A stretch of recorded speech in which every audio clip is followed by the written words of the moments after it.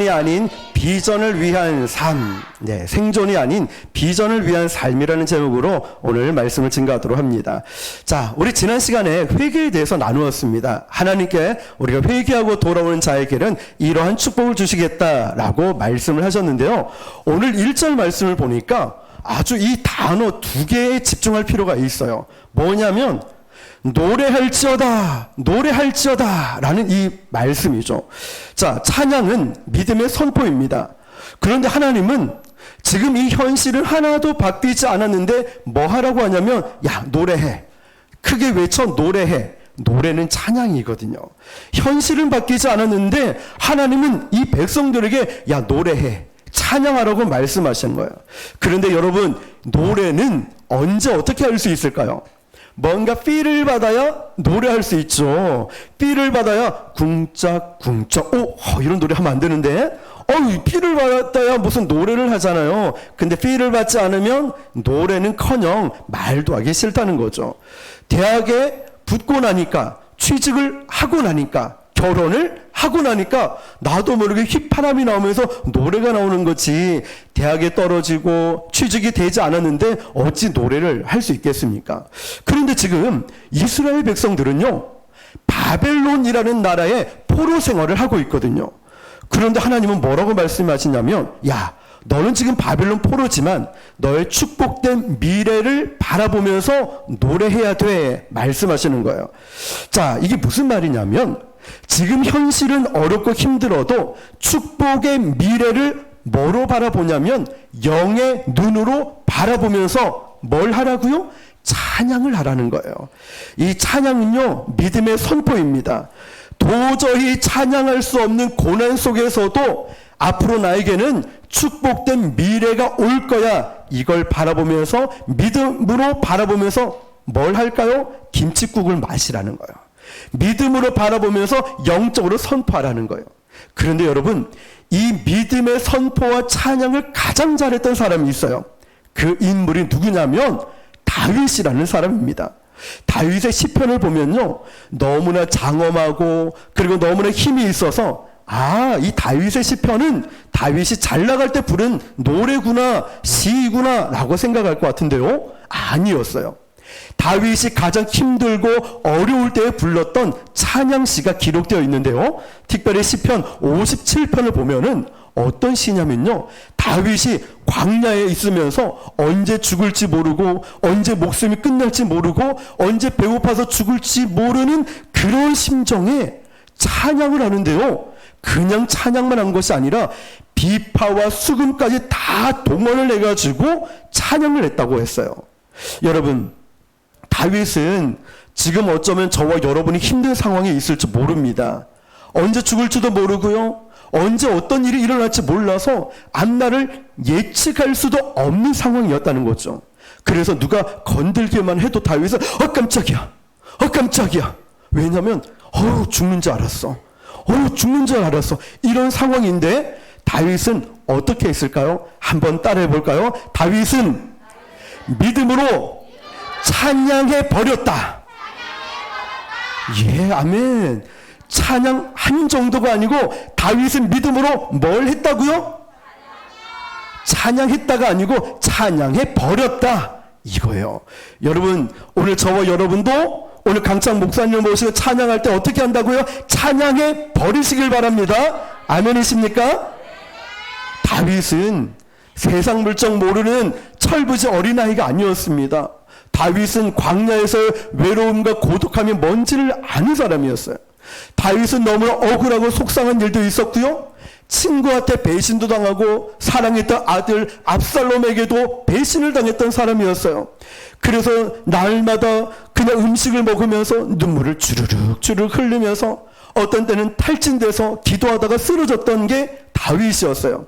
그런데 하나님은요, 뭐 할 때 다윗에게 힘을 주셨냐면 찬양을 할 때에 새 힘을 공급해 주셨습니다. 찬양을 통하여서 앞으로 다가올 미래에 대한 축복을 선포하게 하셨다는 것입니다. 여러분, 힘들고 어려울 때에 한숨 쉬지 마시고 믿음으로 찬양해 버리시길 축복합니다. 살아있는 교회는 찬양하는 교회예요. 기도하면서 찬양이 끊이지 않는 교회가 살아있는 교회입니다. 어떤 교회처럼요? 우리 교회처럼. 어둠의 세력이 야 너네 이제 공격해야지, 너네 이제 끝났어. 그런데 보니까 뭘 하고 있어요? 우리가 찬양을 하고 있어요. 그러니까 마귀가 제일 싫어하는 게 찬양이거든요. 우리가 원망하고 불평할 때는 누가 달라붙냐면 마귀가 달라붙어요. 너 그렇지, 너 그래, 잘했어. 원망하고 불평하니까 마귀가 싹 달라붙어서 1000마리 2000마리 딱 달라붙어서 너 계속 원망 불평해. 그런데요, 우리가 원망 불평할 줄 알고 마귀가 딱 다가왔는데 우리가 뭘 하고 있죠?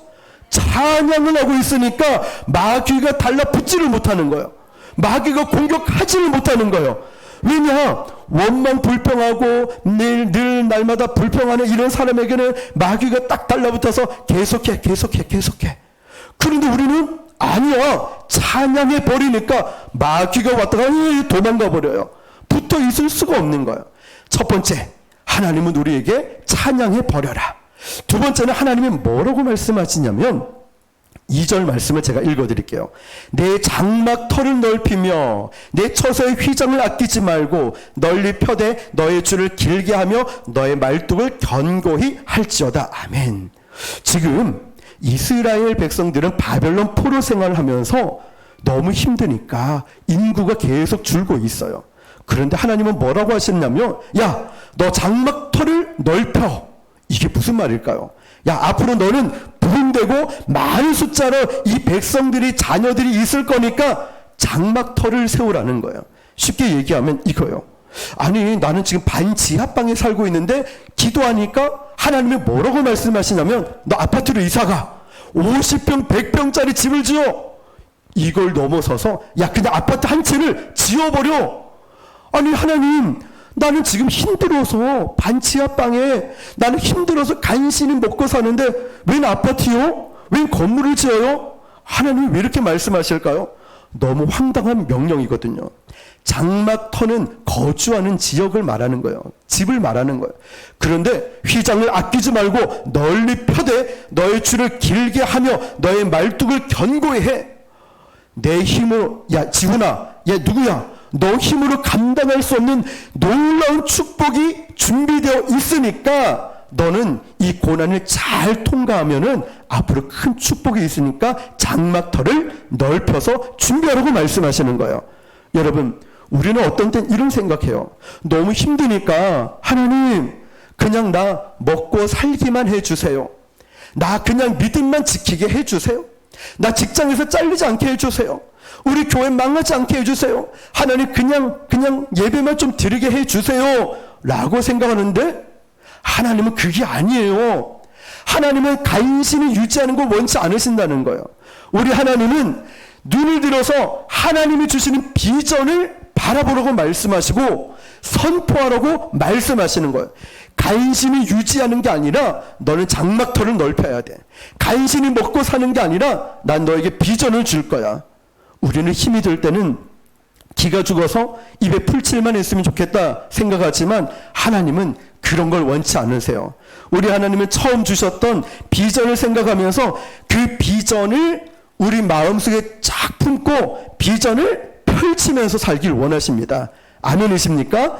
하나님은 이제 저와 여러분들에게 비전만 갖고 있는 게 아니라 이제 펼치길 원하신다는 거예요. 하나님은 놀라운 계획들을 우리 가운데 앞두고 계신다는 거예요. 고난을 겪다 보면은, 고난을 통과할 때 영적인 공격들을 계속 받다 보면은 어떤 생각 드냐면 비전보다는 생존에 급급해요. 그냥 살았으면 좋겠다. 그냥 내 믿음만 유지했으면 좋겠다. 그런데 여러분, 신앙은 중간이 없어요. 성장하거나 퇴보하거나 중간이 없어요. 온라인 비대면 예배 드리다 보니까 점점 내 믿음이 퇴보하는 걸 봐요. 그러나 우리 신앙은 성장해야 된다는 거죠. 그런데 오늘 말씀처럼 이제는 생존이 아니라 어떻게 해요? 비전을 향해서 날개를 치면서 뻗어 나가라고. 장막터를 넓혀라. 왜냐? 너에게는 축복된 미래가 있으니까. 말씀하시는 거예요. 마지막 세 번째는 뭐라고 말씀하냐면 너의 말뚝을 견고히 할지어다. 엄청난 하나님의 비전과 부흥은요, 야심과 실력으로 되는 게 절대로 아닙니다. 겸손함으로 되는 것입니다. 믿으십니까? 그래서 하나님은 저와 여러분이, 우리 교회가 따라해 볼까요? 겸손과 기도로 무장하길 원하신다. 아멘. 아주 예배가 은혜스러워져요. 아주 은혜스러워요. 하나님은 겸손과 기도의 뿌리를 내리길 원하신다는 거예요. 엄청난 비전이, 엄청난 일들이 우리 교회 앞으로 일어날 텐데 마귀의 공격을 떨쳐내는 것은 야망과 능력과 실력과 힘이 아니라 겸손함과 기도에 있다는 사실이죠. 그래서 하나님은 우리에게 큰 비전을 담을 장막터를 넓혀라. 장막터를 넓히지 않으면 감당할 수 없으니까, 야 지훈아, 얘들아, 북옥순복음교회가 여기에 멈추는 것이 아니라 이 건물을 장악하고 지역을 장악하고 이 나라를 장악하고 나아가서 세계 열방 민족이 쓰임받게 될 거니까 그 비전을 담을 장막터를 넓히라는 거예요. 아멘이십니까? 하나님이 그렇게 쓰신다는 거예요. 그래서 우리는 이제 그 놀라운 비전을 펼칠 때에 겸손, 기도를 절대로 놓치면 안 된다는 것이죠. 영적으로 성장하기 전에 하나님은 우리에게 놀라운 비전을 준비하게 만드십니다. 그래서 우리는 기억해야 될 것이, 초대교회처럼 은과 금을 자랑하는 것이 아니라 나사렛 예수 이름만 자랑하고 증거하는 저와 여러분, 우리 교회가 되기를 축복합니다.